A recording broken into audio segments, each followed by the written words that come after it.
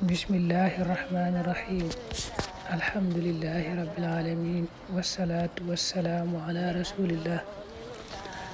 xadiisu fukkeel ak juróom-ñaar an abi hurayra radiyallahu anhu qaala rasulullahi sallallahu alayhi wa sallam kalimataani yaari baat xafifataani yu way woyof alal lisaan ci aw làmmiñ saqilataani tey way diis nag fil miisaan ca balaas ya xabibataani tey ay soppe ila rahmaan jëm ci aji yërëme ja te mooy subhaanallahi wa bihamdihi subhaanallahi al-azim muttafaqun alayhi. xadis bi Buxaari ak Muslim yëpp daje nañ ci. Abu Hurayra nee na yonent bi daa waxoon ne am na yaari baat yoo xam ne daa woyof ci aw làmmiñ lool, maanaam boo koy tudd day woyof nekk lu neex a tudd, du metti daal ci ki koy wax.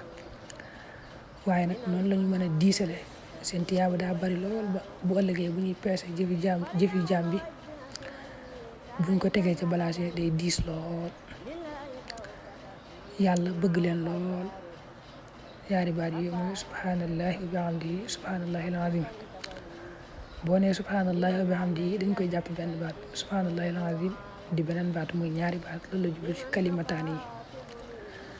lim ne xabibataani ila rahman, yàlla da leen bëgg jëfandikoo foofu tur ar-rahman te jëfandikoo weneen tur.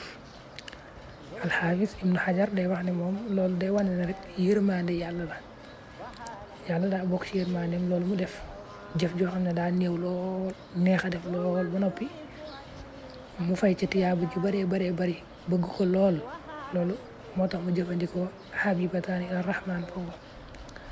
kon daal nee na baat yi moom neex naa wax ci aw làmmiñ, lu woyof la, waaye nag noonu la ñuy diisal ay balaas ndax seen tiyaaba yu bari.